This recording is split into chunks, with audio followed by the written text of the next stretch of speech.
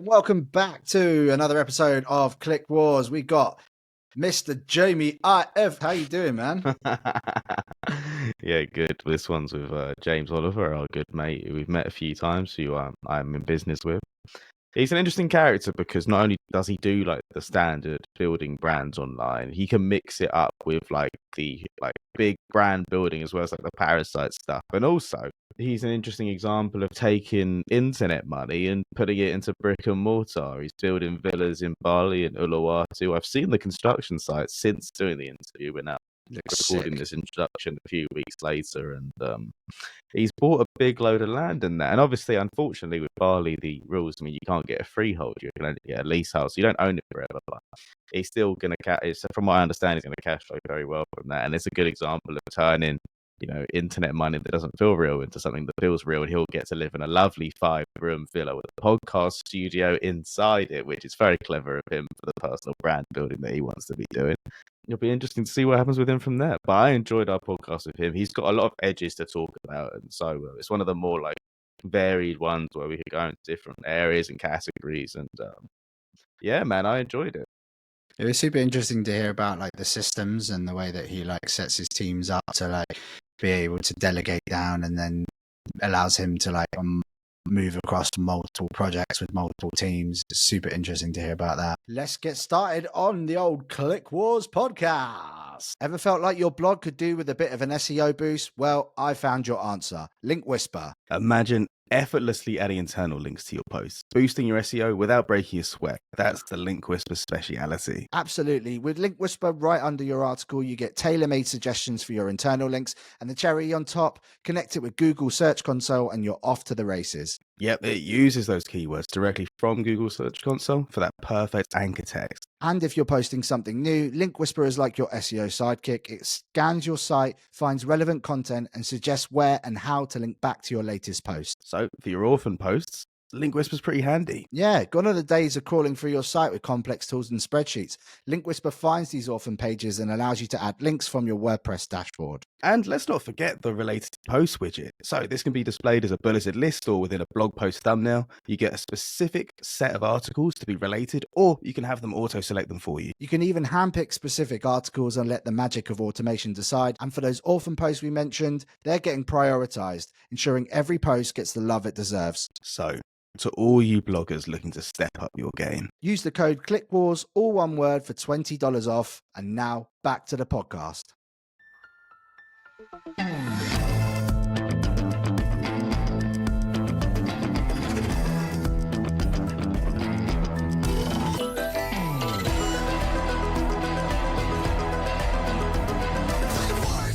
Welcome to another episode of Click Wars. This episode, we've got James Oliver, who's one of the better known people in the sort of affiliate Twitter, YouTube game now, growing very quickly on the YouTube. And we were just hanging out in Dubai. We've got stories to tell that we're not going to tell on camera, but they were good fun. It was a good time at both Charles's SEO event with White Press, as well as Affiliate World afterwards. So introduce yourself, James. What I will say is we don't usually do the backstory malarkey here. It's mostly just jump into the value, but this one will make an exception because I was talking to James and we'll go into the backstory of how we got into SEO, and it's actually a really good story. So give us a couple minutes on the background, and this one's actually good. I want to hear this. It's good banter. So we're talking about the electrician side of things. Yeah. Yeah. So I built a website ages ago and ended up earning a bit of money through AdSense. So I knew it was possible to earn money online, but I left Australia and I tried to figure out what I'm going to do next. But the thing is, when I was living in Australia and New Zealand, I was basically working as an electrician, but I never got fully qualified as an electrician back in the UK. I didn't get the apprenticeship. So basically my mates taught me how to be an electrician. So I was earning top dollar as an electrician, running jobs and everything in Australia and New Zealand. And then I left and I was like, what the hell am I going to do? Because I can't do it back in the UK and I can't really go back there now. So I basically, when I was in Asia, I was just figuring out what to do. And I was like, hey, I've built websites before. I can kind of do this blogging, marketing sort of thing. So ended up looking online, finding expired domains, and kind of started building on expired domains, and it all was that was history. It all kicked off from there, basically. I was going to paraphrase for the people. James never learned how to be an electrician in the UK. And so even the UK could not have operated as a Sparky, right? But goes to Australia, no one knows the difference because he's got a nice English accent. And turns out he's heading up jobs, just barking orders at people around, telling them what to do, leading the projects. When, mate, he's not even qualified. That was such a good story. Yeah, I don't know if this will come back and bite me saying it online, but it is what it is. Just don't come back to the UK, mate. Yeah, that's it. I'm You'll just be going to stay fine. abroad forever. Yeah, and then it basically escalated. I've been doing it like 6+ years. Ended up buying like Oliver.com and got a few other sites, and yeah, that's it. What are we saying the number is now? It exaggerates every time. What are we saying? 8 Oh, I figures you don't paid know. for it? Close to $1 million, I think. Nice. So, you lived in Australia, and from the bits and pieces you told me, you don't like most SEOs. They target either the UK with Sammy's sort of style, or like a lot of it is the USA. What's the differences between targeting Australian sort of SERPs than like standard US or UK ones? And is there any specifics that like you had to discover that's different to when you're trying to hit like USA SERPs? Yeah, so I have like 20 odd sites. So I've keep testing and trying out different SERPs, and so I've tried like US, UK, Australia, and a few other like random places as well. And Australia for me is one of the most underrated, not niches, the geolocation. Just because it seems there's more competition now, but it seems a lot less competition than even the UK and then obviously the US SERPs. So there's more room to grow. Plus, everyone buys stuff online in Australia because it's such a big country. So everything they're quite used to buying stuff online and getting it delivered because it's like so far to like go to a shop. Obviously, if you're in a city, it's a little bit different, but it's still a very people buying stuff online culture and checking out the web. So it's a really good market to be in my opinion. So Nice. when you're like doing let's say for example, a standard like Australian set versus a UK or a US one, like what are you doing differently to that you perhaps would do in the UK, but you don't need to do or in Australia or vice versa? Do you know what I mean? Do you have to just write the word cunt a few times? Yeah, that's it. Australia. Well, yeah, Australia, mate. To be honest with you, it's kind of pretty much the same. Like a lot of the times, I still sometimes add locations into the blog post just to get it more geo relevant. But to be honest with you, it kind of picks it up and everything's fine. What I will say though, recently with the new Google update, like the SERPs are proper messed up in Australia. Well, especially in the markets what I'm in. Basically, like for like say mattresses, for example, for like the best mattress term, it's not actually ranking Australian reviews or products. It's actually ranking a lot of US SERPs in the Australian market, which makes no sense because they can't even buy the products because it's in the US. Like most of them don't even ship to Australia, and it's not like the right currency. It's not anything. So the SERPs at the moment are a complete mess, in my opinion, from what I've seen in the Australian market. Because it's just ranking US terms a lot of the time. That's mad. I honestly thought it was just because I do some stuff in the UK and like I operate in the US mostly, right? But the UK will rank the same stuff because you can buy most of the same products in these niches. And what I'm noticing is that the UK is more like pre-HCU than the USA, which went and did all of the things that they wanted to experiment with that I don't think worked out very well.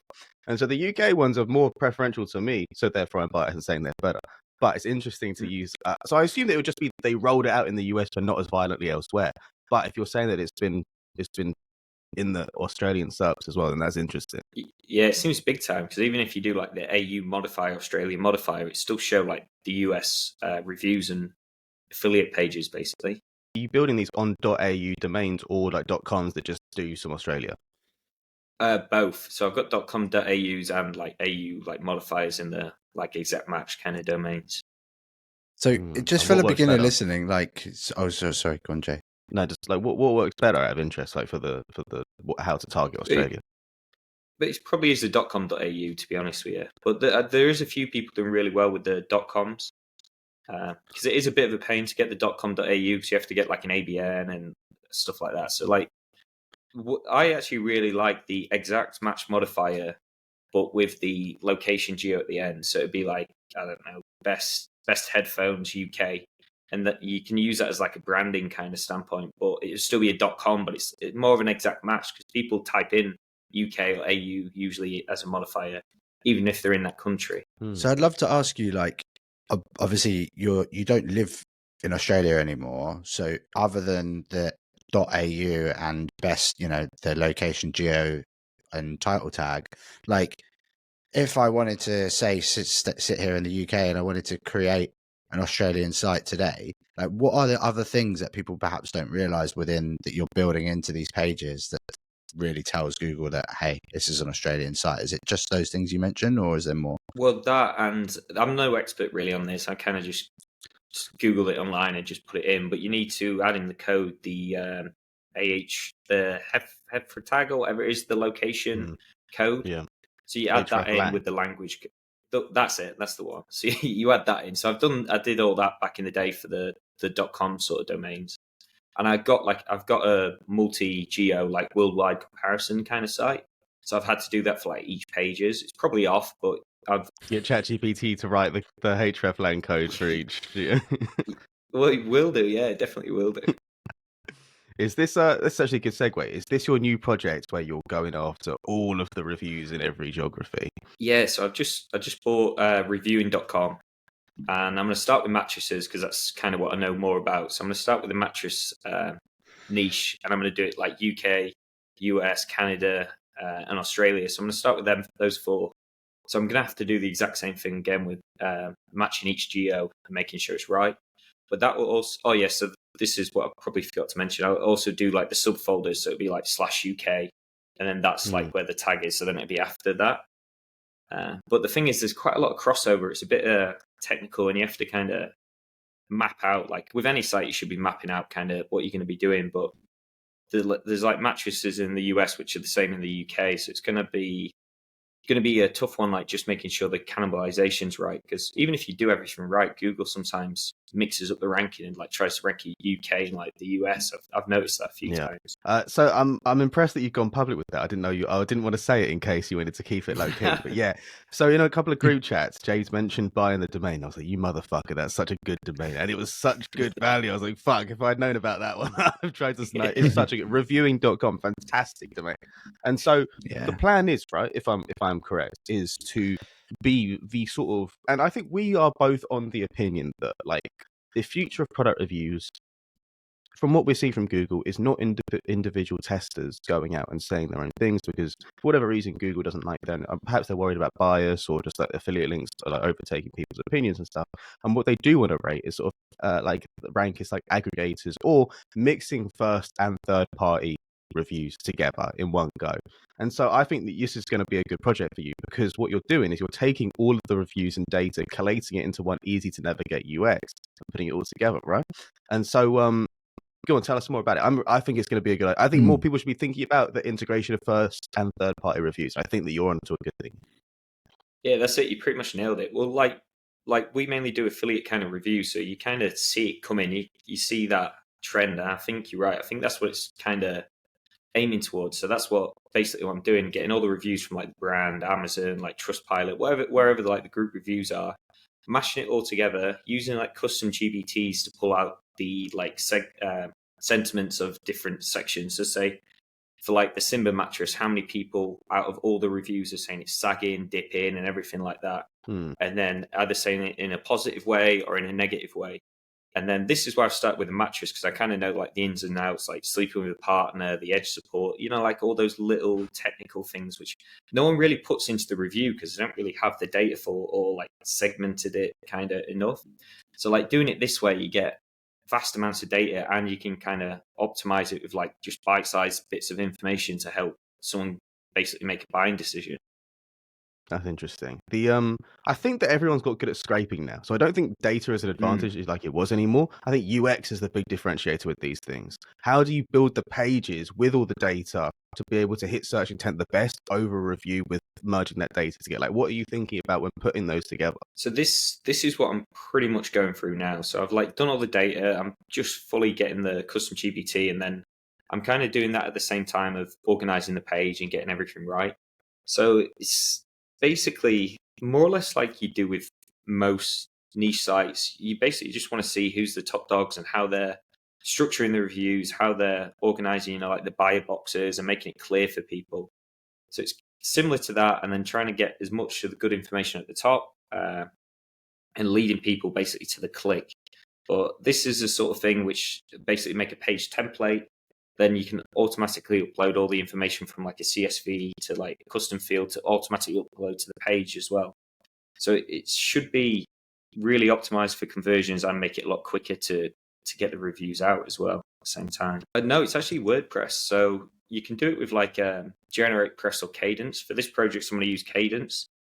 So you can get it all set up with dynamic fields and then like the ACF fields and just upload it from a basic. It's all going to be it's either going to be Airtable. At the moment, I'm doing a Google Sheet, so it's just going to be Google Sheet and then just transfer across basically.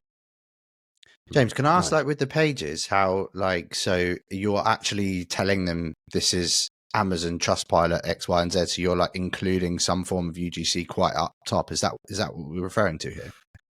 So I'm not going to actually include any of the brand names just to stop me getting sued in case there is some sort of legal thing with it. So it's just going to be saying we collected 12,001 reviews on this mattress. This is how many people said it was positive, good, and then break it down with each kind of segment. So doing it that way. I see. I think it's just more of a protection sort of thing. I might add in like some like good points, like actual sentence structures from the reviews, so people can see like what people have said as a UGC kind of content. But it's actually good you said that, because I think I am going to turn it into that in the future. So I'm basically going to scrape those reviews, do that, and let people also leave their own reviews and collect that user-generated content for myself. What I would do if I were you is I would feed all of the reviews into a GPT and do a sentiment analysis, so you can have the pros and cons automatically generated based on what like all of the existing reviews say, and then build the custom GPT for each product on each page, so they can communicate with the page of like each like product, and then say, what about this? And it will say, well, 30 people had a problem with the fact that they couldn't sleep because of XYZ, but 15 people like, so it's like the living breathing product review that like everyone wants to like. And because Amazon will build a custom GPT that lets you talk with the specs and the reviews of it, but while Amazon is a great source of data, you have access to every other but they will not want to conflate their data with someone else, competitors, because it might end up telling them to go to there. You have the way of doing that impartially, so that if you can put all of those sources, if they let you, you can have the ultimate custom GPT per product review. That I can't see why Google wouldn't want to put that number one, unless they do the same thing. But that's the only reason why, because they are probably going to try and do that as well. That's clever. Yeah, smart. Well, anyone can do that for their own sites as well. Just chuck in like upload your articles and chuck in like a flow to basically a chatbot to help people convert. Be interesting to see if someone puts that in the project. 100%. That's been talked about a bit recently, and it's really interesting. The reason why I asked you that, James, is because in personal finance, there's this new site that's like cropped up out of nowhere, and I was on their reviews the other day, and right up top, they've got pretty much what every single personal finance brand, they've got what Google says, what Amazon says, or Apple stores, or they've got literally right at the top underneath their intro. It's like, what do people say about this? And it's like all 5 stars. It's really nicely designed. And when I checked it the day after, it had changed in relation to different changes as well. So it must be pulling through some sort of data. And I was wondering whether or not it was a custom GPT. I need to build that. And it's very cool. And and they're like a DR25 ranking number 2 for like some of the most difficult keywords. And I was like, that is very, very interesting. If you could be doing that on each of your reviews, pulling in, and they don't care about saying the finance names, because actually I'm getting a brand mention. I'm actually on the list, which I was pretty like chuffed about. But that's it was like, I was like, fucking hell, sweet. It's nice to see that someone thinks I'm an expert. Well, a little there is so just as a caveat there, I spoke to someone who is way richer than me and who consulted with me for some of the sites and gave me the best audit I've ever had. And he was fighting with the Dotdash Meredith a couple of years ago before he exited for 8 figures. And he was annoyed because what Dotdash Meredith actioned to steal his EAT was he'd built up all these really powerful author profiles, just like you have, Sammy, right? You're a finance author with EAT. And what they would do is they would take bits from his articles, rewrite them to say exactly what they wanted to say, and then quote his author. Now, he knew that the author hadn't said that because they were fake authors and they didn't exist, and they were just there for to build up the EAT. And so the Meredith sites would rewrite their quotes to say exactly what they want to do to prove their point. Use that for EAT because Google wants to hear expert quotes to back up a point, and then use that to outrank them. So it's nice to get the brand mentioned, but they're screwing you still with that. Oh, I know, yeah, for sure. Definitely getting screwed. But, I was just like, well, okay, cool, that's good. But I more was impressed about how they've brought UGC up top and how it was very much semi-live, and it was like, looked very cool, very well designed, and then straight after was the lasso block. And I was like, oh, that's interesting. Yeah. Lasso customers, there we go. That's it. Lead to conversion straight away. Well, it's funny you saying about the EAT thing. I've not tested this yet, but I think it would definitely work. So say like for the financial industry, if you find who writes like the financial for Forbes or any of the big papers or authority figures basically in that space, you find their authors and then just do a quote what they put in your article, and then just add them as an author and just say this is quoted by X, and it would just come up as like the author, as if they've done like a Harrow kind of link in the post, and you basically kind of pull in their EAT, pull in their online like authority to your page, even though they've not done anything. You're just quoting them and adding them as a author in that post. Yeah, it can work. It can work for sure. The other question I have on your programmatic projects is you're producing a lot of pages, right? Because you want to be the all-seeing eye of reviews.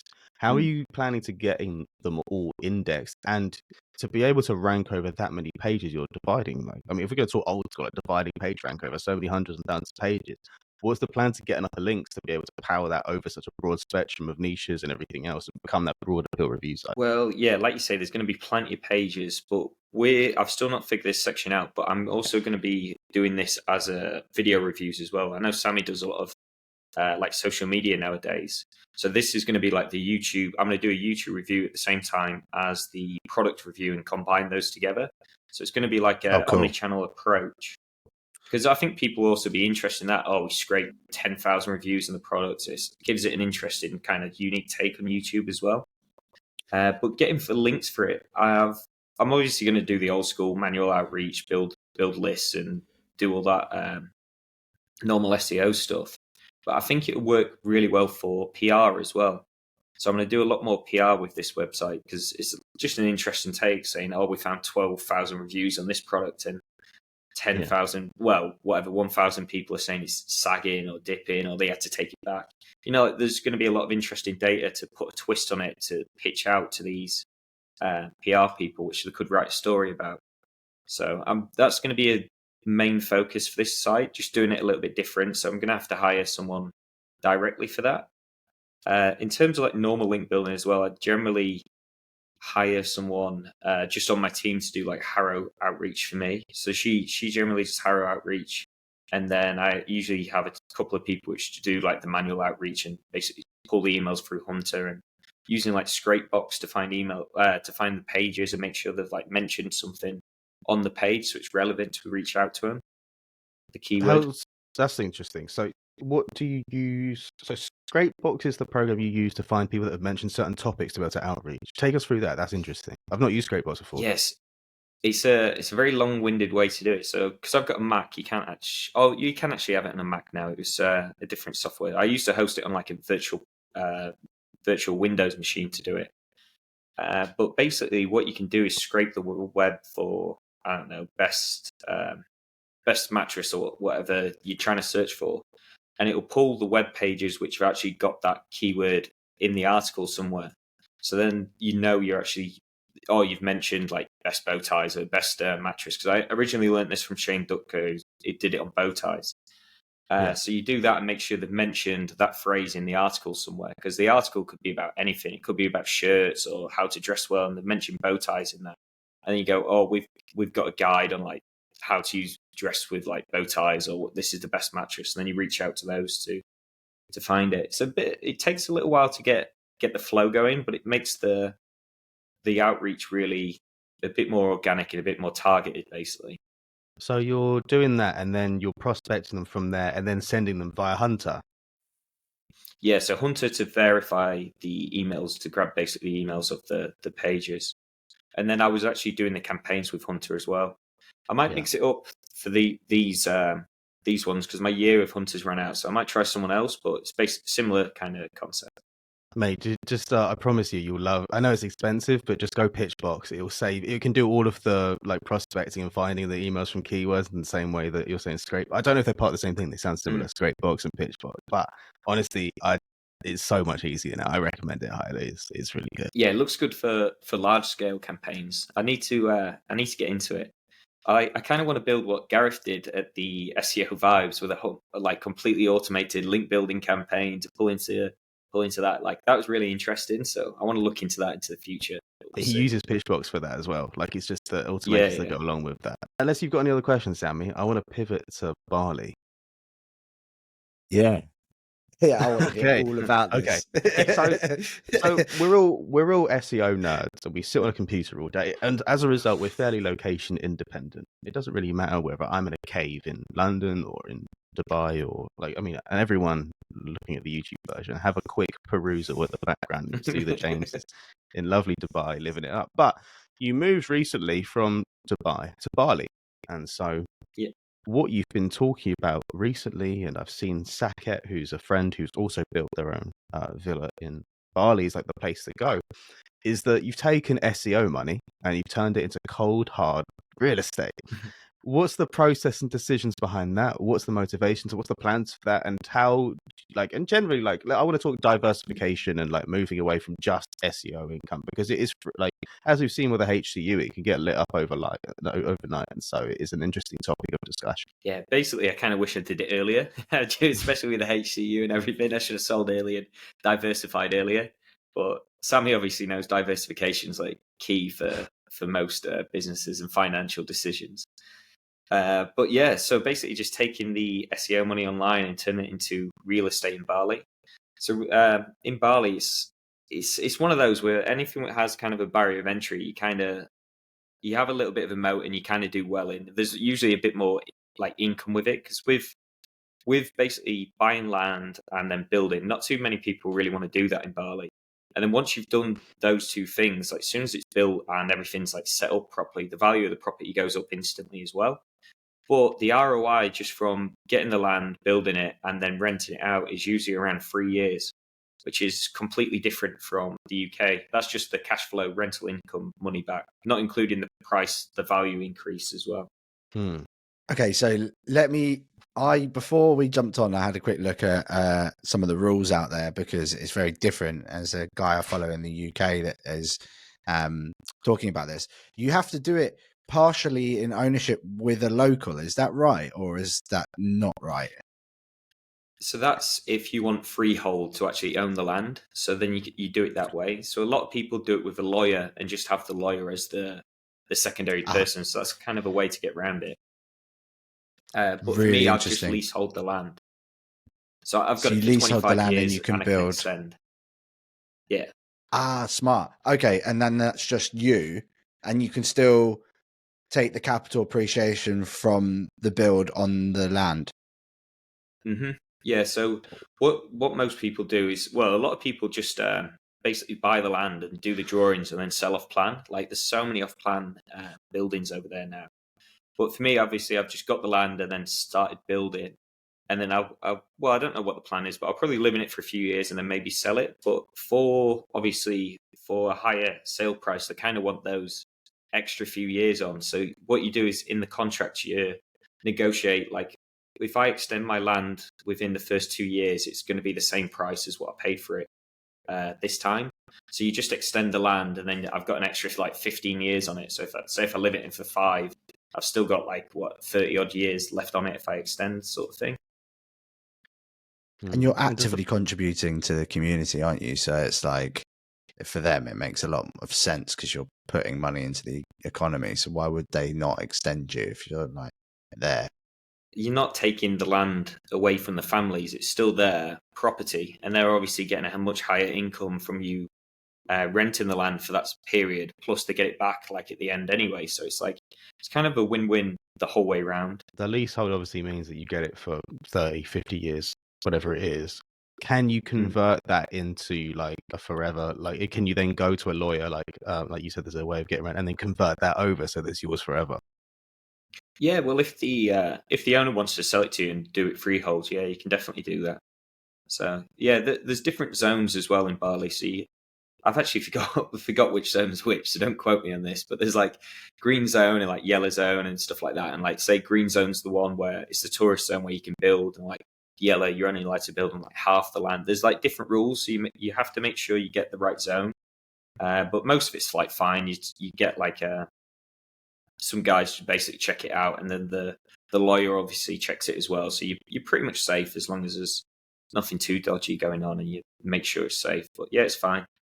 So I'm a resident of Dubai, so you pay tax here anyway. But if you pay tax in Bali, it's still like low. It's like 10% or something ridiculous.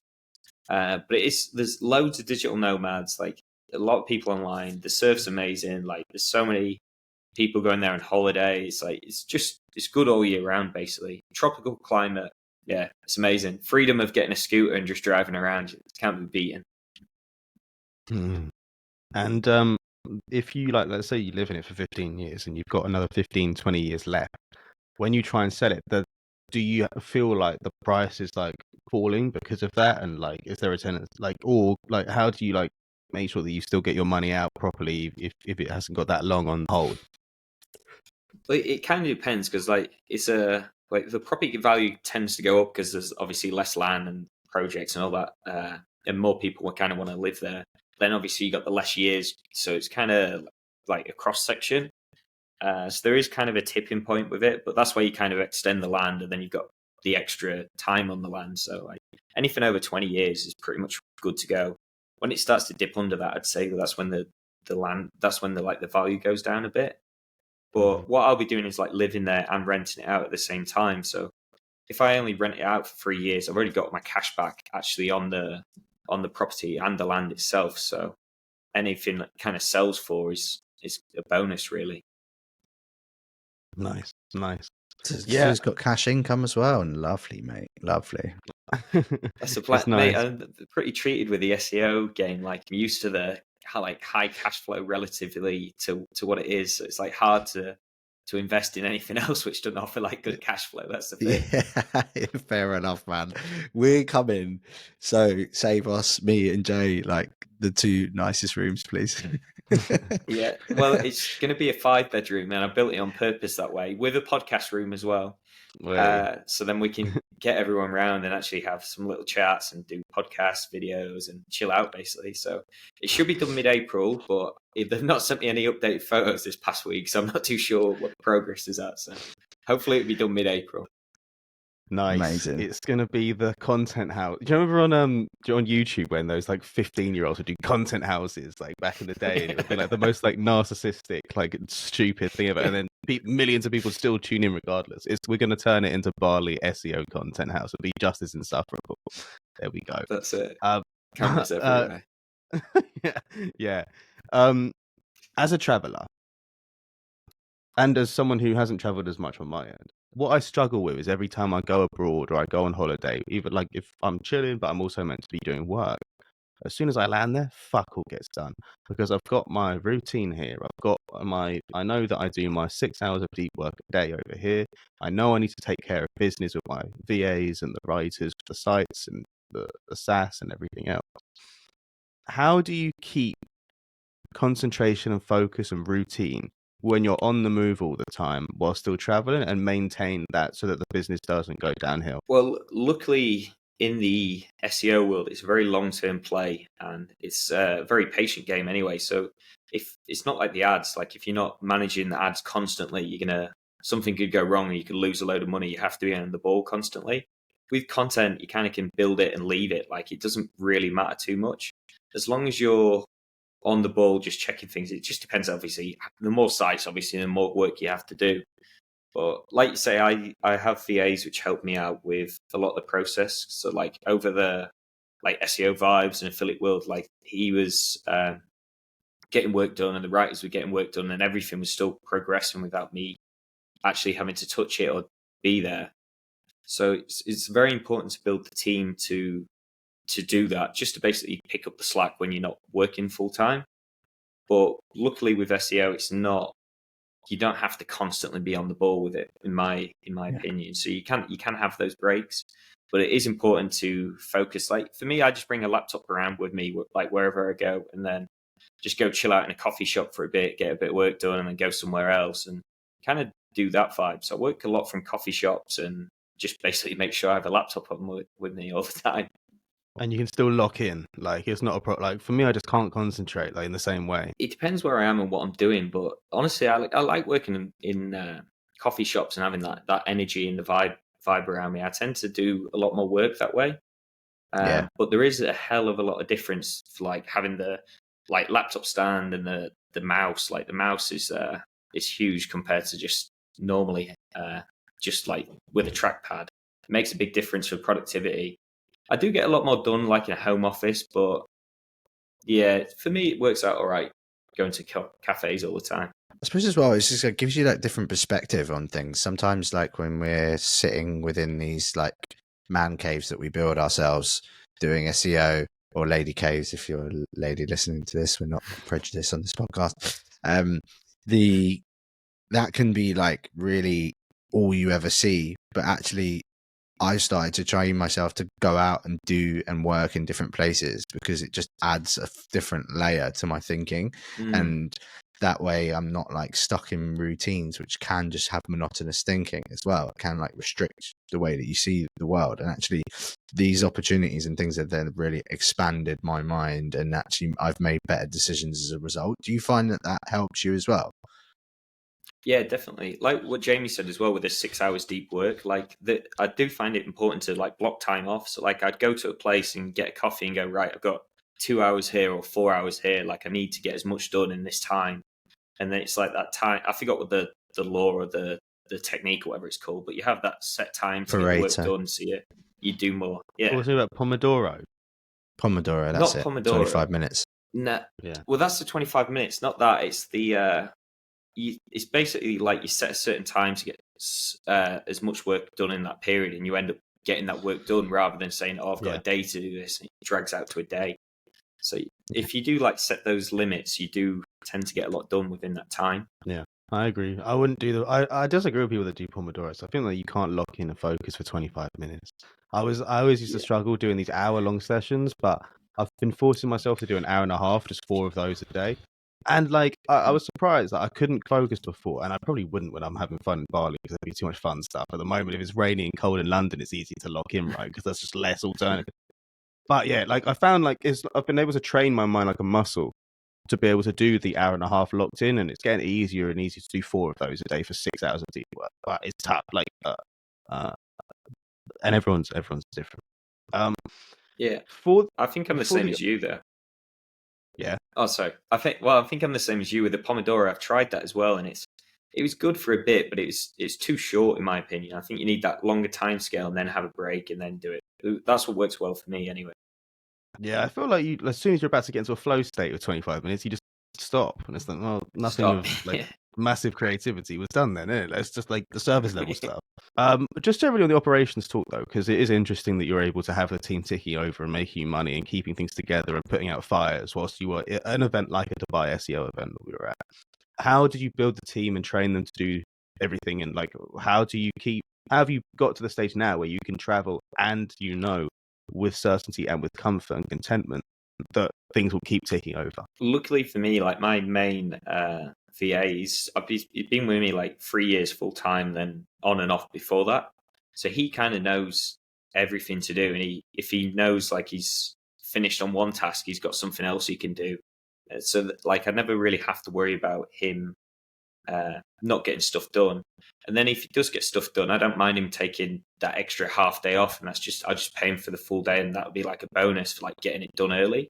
So it kind of incentivizes him to keep pushing and keep getting stuff done. But yeah, it's tough like building the team. I've like hired and fired a lot of people, and it's just a case of building like strong SOPs, and making sure you do Loom videos as well, making sure you have like video content to show them how to do the processes, and then just keeping it simple on that track of just keeping that process and keeping those jobs going. If you try and try and go to loads of different tasks, a lot of people struggle, and then because they don't really know what they're doing, it stops them being productive and stops them working. So I kind of have the set tasks for them to do. Like it's never too extreme out of the SOPs for the jobs. Nice. And how does that lend itself to building links at scale? Because I know of it, and I'd say it was probably the biggest growth you got on Twitter was when you were posting the sneaky backlink series. Credit to Connor, the cheeky little back and forths you had there with the sneaky backlinks. That was a good bit of fun at the time. Well, How people love that. they do, they absolutely love it. It was fair play to get involved and get some followers out of that one. I would have done the same. How do you make it so that a team can either execute on those types of things to build links, or like you mentioned, Scrapebox and the process you have there? How do you then make it so that your team are building high quality links at scale that are going to have a positive impact? And I've always been worried. I've not been able to like delegate the link building process yet, but I want to. So how have you managed to do that? So pretty funny with those profile links. A lot of those I got from Black Cat World back in the day, or I get the VA to check Black Cat World and then just verify the work and just do it that way, because you can obviously search that and check that out. So that's how I found a lot of them, and then the other ones are through like for a few actually through manual processes of signing up to say that you can get a backlink from Upwork. So that was just a process of actually doing the profile, filling it out, and I realized, oh, you can get an indexable link from Upwork. So why not actually just do it and then offer that as a free thing kind of on Twitter, which people like. But it kind of like for those links, like I think they work really well. I don't think obviously it should be your main strategy. Like around about 100 is probably good, and make sure they're indexed. Just because it is EAT, like you're getting a backlink from Upwork to prove that you're a real person. Like all the EAT is links from like authoritative sites to prove that you're real back to your website. So like a lot of them do make sense, and I think they are quite strong, but you do still need to do the manual outreach and getting links that way. I always try and stay away from like the guest post sheet link farms.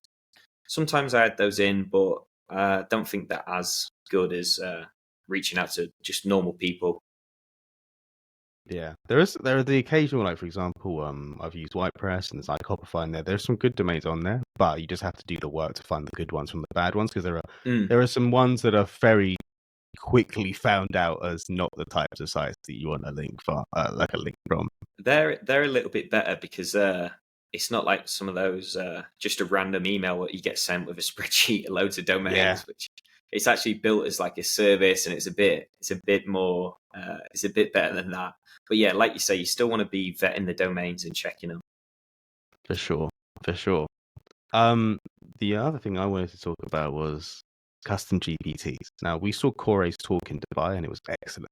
I think there was 30 odd custom GPTs that he's using to go from manual process to AI-driven delegation agents process. You also, before Dubai, been tweeting about some of these things. You made like make yourself obsolete with these GPTs that can do your job for you. What kind of custom GPTs are you using right now, and what problems are you most trying to solve with GPTs and AI to make yourself obsolete? Yeah, well, that's the thing. It brings me to like the VA as well. So you build basically your SOPs into like a custom GPT, or your processes of what you want to happen, and then you just get your VA or whoever's working for you to basically use those as basically if it was you. So it's basically trained on whatever you're wanting the outcome to be, and you just get them to use that. So it makes it very, very simple and easy to use for people. For me, like it's mainly for content at the moment. Like Corey's talk was amazing, like you were saying, and that's gave me loads of ideas to keep making more, like the topical maps, and you can do loads of stuff. But yeah, for me, it was mainly sorting out, organizing the intros a lot better, because the intros, in my opinion, like the main bit of the content. It's like people click off so easily, or they get engaged with that. So the AI content nowadays is really good, but it still needs a bit of work for the intros. So upgrading the intros and basically winning the featured snippet are the two real main ones I use a lot. Basically just condensing all the information to like 50 words and then making the intros better. So they're the two like big ones I use all the time. And then for reviewing.com, I'm actually doing that all in custom GPTs now. So building all the processes into that rather than doing it in a spreadsheet and doing each line, it makes it easier. And once it's fully set up, I can just hand it to the VA and he'll just upload like the CSV of all the reviews and just ask the questions to the GPT, so that it will completely remove me out of the entire process. And then I saw, like, with the talks, we'll probably, well, we want to try and keep as much information from the talk secret, because you kind of have to go to these events to learn about it. But I will say one thing which I found amazing and which I didn't really think about is, if you do a lot of client work, which I don't do, but I know a lot of people listening probably do, is upload your sites like GA and like the internal links and everything to a custom GPT. And then you can ask it questions based on your own site's analytics in the GPT. And you can build like your topical maps and everything just from like your site's data in the custom GPT, which is a very clever and smart way of doing it, basically. Yeah, I think I've been doing that. I've been doing that with Thomas Smith. Actually, he's been helping me build out like visualized topical maps based on what Google thinks my site is about as well, using GSC data. So you can literally see where your site is most prominent, where it's getting clicks, why, and then from there you can understand, well, okay, this is a silo that perhaps needs a lot more attention than any of the others, because Google just doesn't recognize my site as what I think it does, for example, especially for me in personal finance, where I've got like 7 massive categories. And actually I was like going hell for leather on one of the categories, and Google thinks my site's about completely different. So it made me completely rethink my strategy. So it's so interesting, like getting into that at the moment. I think it's going to be a game changer once it becomes a bit more mainstream. Yeah, someone's got to build a proper tool about it. But like you say, that's it. It's quite hard. Like, a lot of stuff gets lost in the data and not being able to see it properly. But when you visualize it, ask it to build a map of like visually, it makes it a lot easier to see like where you should be focusing. Yeah, I can imagine it like is the ultimate. Like, for example, Link Whisper is great and can help find a lot of those. But I wonder if you combine Link Whisper plus your own like AI-driven internal link stuff, or it'll be like the ultimate internal link finding thing for anything you admit. When I get a bit of free time, that's what I'm going to basically test out. But I think like GPT will be able to do it so easily, like semantically linking to like the different pages and hubs and doing it all. There will be a way to fully build out custom GPT to make it basically the one for your site, to get the internal linking structure right, to get the silos right, and basically find like new opportunities in content or what you should be updating. It's a very interesting time. It is. For someone listening to this, like thinking that sounds awesome, what's the process that you go through to create the GPT to get it to exactly your standards and specs? So it takes a bit of prompting. So you need the paid version, the $20 a month, or whatever, GPT Plus, and then you just create the custom GPT and then upload like the CSV data into the GPT, and then add the prompts into that. So you'll keep going back and forth, and like you can basically just ask it, how do I get the topical map of the data in this data set? Like, how would you do the prompt to visualize it? And then it will tell you what it basically wants, and then upload that to your custom GPT, check it again to see if it's working, and then just keep tweaking it until you get the right thing. I know like Corey's prompts are like maxed out, like 6 million, whatever it is. Like you can go really long with it. So just keep like adding the sections and keep going with it, and just basically get it to how you want it. Yeah. How else are you using AI right now beyond the custom GPTs in a way that like not the standard stuff, but like, what are you using AI in a way that other people aren't right now that you think like is a thing that more people should be thinking about? I used to use it for loads of different like little things, but now I've not used it so much. Obviously, like classifying the pages and like categories was quite interesting for more like the programmatic side.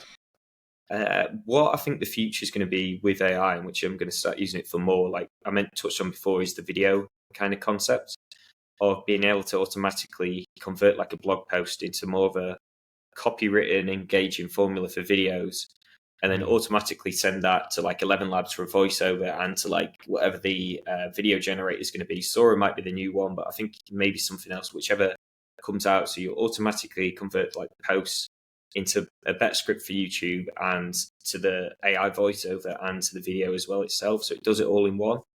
I think that's going to be the future. That's going to be like the next big span, probably towards the end of this year when people start solving out how to do it. YouTube's going to be covered with it. Yeah, like late Yeah. last year, it was we were actively trying to build this automation, like wherein RSS feed updates, send it to GBC to create the script for it. Though we could never make that good enough, right? Like we never cracked the script flow to make a really good, engaging screen written thing automatically.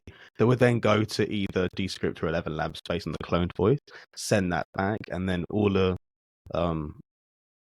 contractor had to do was then put the B-roll on and like everything else associated with it. But we couldn't make it work, and the watch times were low on, and they got a lot of dislikes, and people, like, even though we knew the articles were factually correct, it is a technical niche, and some of the comments were like, "Oh, this video is a joke," like what, like as if like some of the information somehow got corrupted in the process. And so like it would work in niches where it's not as like you have to be perfect on the technical aspects, but we couldn't make it work in that really technical niche, which is quite a gatekeepery niche as well. So like it was tough, but it definitely can work. We like I think that's a really interesting thing with the cloned voices on automation. You can do, I think 11 Labs is on make.com, whereas Descript is only on Zapier. I can't remember if they built, like, so we had to use two different types, but they'll add all of them eventually, I'm sure. Yeah, interesting that you've tested it. But I feel like as soon as you kind of get a script of like what's working with like the hooks and everything like that, you can just keep training it and keep using that thing, and then we'll see how it performs.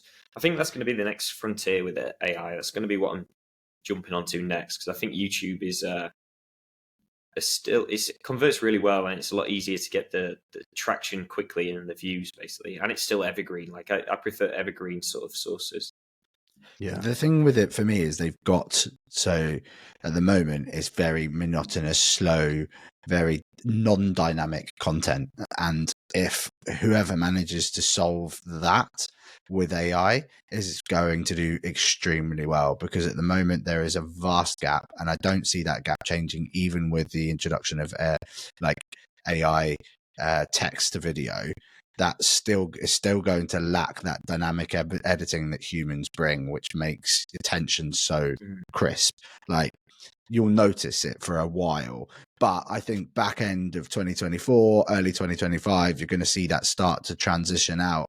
And I think by this time next year, we're going to be in a very, very different position where you can almost prompt a highly attention focused video to happen within a few clicks, which is going to be fucking dangerous, to be fair. Like, yeah, it is really fucking dangerous.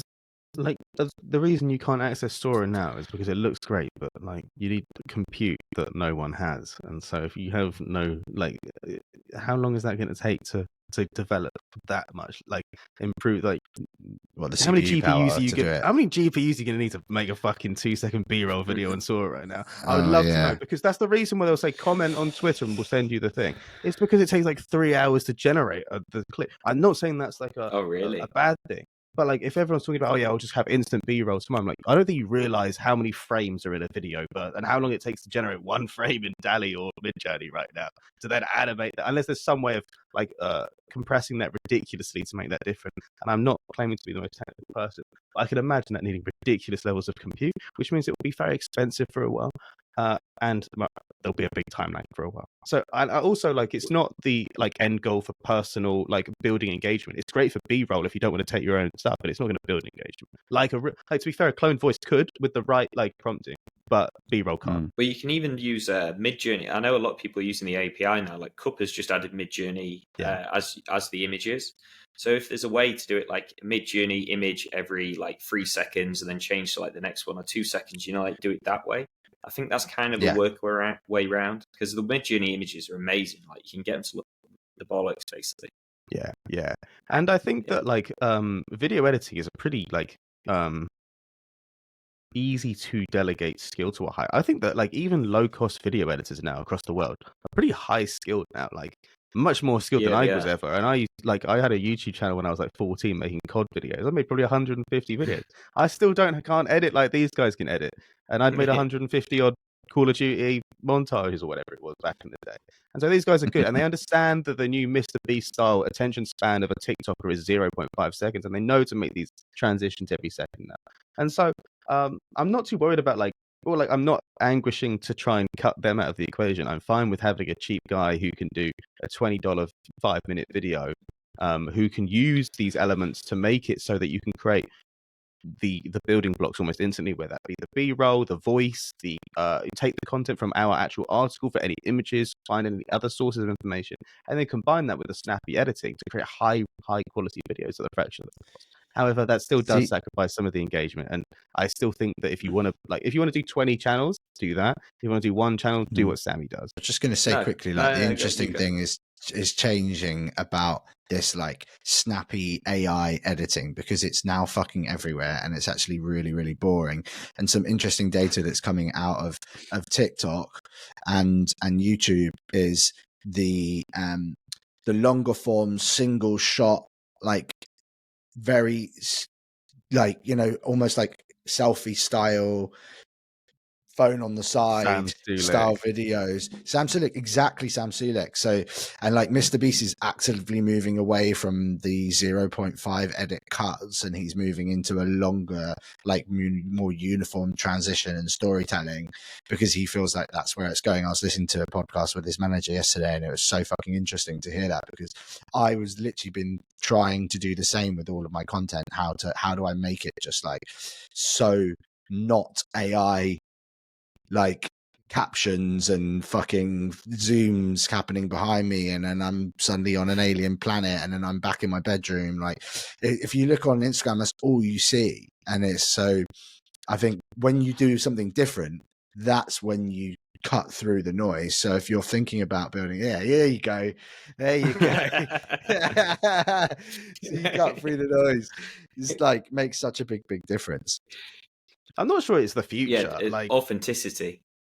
Yeah, but I don't think it's the future. Like, I think that we've hacked the human brain and there's no going back. Like, I don't think there's a good thing that with all of these like 0.1 second transitions. I think it's terrible for like how the human brain has been designed and like hijack the prefrontal cortex. But I do think that Mr. Beast has to innovate because everyone's catching up to his style, and so he has to go and do something else. And it will feel like this revolutionary thing if he goes and does something else, because he pioneered the thing that everyone else is now doing. And so it's a good play for his brand, but I don't think it's the future of video. I think the future of video is hyper hijacking of your limbic system and just going crazy with the effects. Yeah, it will just be different to what everybody else is doing. If you're doing the same shit, it does become boring. Yeah. He was not differential. Like when he came in the game, he was the only one who could do his thing, and now other people have got good at it. So he has to pivot. Well, it's even in SEO now, isn't it? Information gain. So you want to cover like what everyone else is doing, but then have like one section or something new what adds to the topic, which is basically unique. And that's what Google kind of wants to see as well. Yeah. And so a lot of the data that you're trying to pull in is information gain if it isn't elsewhere, or like arguably like it's just like this UX as well, like a presentation of the data. 100%. Right, should we wrap it up there? Have any other questions you got, Sammy, for James whilst he's here? No, that's been amazing, man. It's been really cool to hear. Good. And I can't wait to come see you in Bali, mate. Yeah, I'm not going affiliate gathering. I wish I was, but my mate's coming to Bali. I have to stay over there. James, I'm gutted. He picked these. No, I wanted to come. He said he was flying. He's already booked his flight. He's flying over on the 10th of May, so I can't make it. It's 10th of May, isn't it? Yeah. I think it's the 14th or so. I can't remember when it is. Somewhere this early to mid May. Yeah. Oh, that's unfortunate. So you'll be at Vietnam, and then we're going to Bali after Vietnam, and we're going to have a good time there. Yeah. Just as a quick teaser, I reckon we'll probably have more news on this by the time this podcast releases in a couple of weeks' time. But me and James are collaborating on something interesting, so stay tuned for that. Quick little cheeky, like basically, me and James have been doing a lot of experiments. We do a lot of stuff, but we'd lose too much money from you lot competing with us to do it for free. So if you want to know the inside outs for what's really going on and what we're experimenting with, how we're crushing affiliate, discover, programmatic, data-driven stuff like James is talking about, Pinterest, Reddit especially. If you want to have more information, then the description of this video will probably, if we have got it together by then, probably contain a cheeky link to something that you can get access to for premium content. No OnlyFans, but premium content that can. Can I come, guys, please? You can come. But so for a low, we're thinking around $30 a month rate. You can get access to all the experiments, all the guides, premium content that we're not posting on YouTube because it's too unprofitable for us to post. And this isn't like us just trying to like gatekeep content, right? It's just like it's difficult to be like I can't write a newsletter with all the value in the whole world every week and not get paid. Like I would just do other stuff. So this way is most like we can incentivize ourselves to want to put this all out there because we can then do it without feeling like I could have made $500 an hour doing something else. Now I'm not doing it. So we want to help everyone drive all the value on all these different elements, and I think it would be just a good community chat place to rendezvous, talk experiments and stuff like that, and bring that together. And that does cost money and time to moderate. So we're going to do this community. It's going to be cool, and we hope you come along if you made it this far, and now you can listen to the sale at the end. Sign up to James's newsletter as well. I would 100% suggest that. Yeah. And if your name is James, put in a very high offer for his. Sorry, no. If your name is Oliver, put in an offer for Oliver.com. I tried to buy Jamie.com the other day, and they want $750,000 for it. And so, I don't think that one's. I offered them $70,000. They laughed me out of the room. So I don't think that one's going to complete, unfortunately. But I tried. Right, well, we're rambling. Let's call it there. Thank you very much for listening to everyone. We appreciate your time. James's newsletter will also be in the description. It's really good, and you should follow him on YouTube and Twitter. He's got a fair few thousand subscribers on YouTube. I had a check. Bigger than me. I was like, fuck, I need to catch up and work harder. And the community will be in the link in the description as well. If you want to get access to us, we're thinking about doing weekly sort of mini Q&A audit type things as well, so you can actually get the information that no one else is actually talking about, and tailor-made to you if you are picked for that. And various other benefits and upsells that we charge you more for as well. Thanks for having me. Cheers, James. Always a pleasure. Thank you.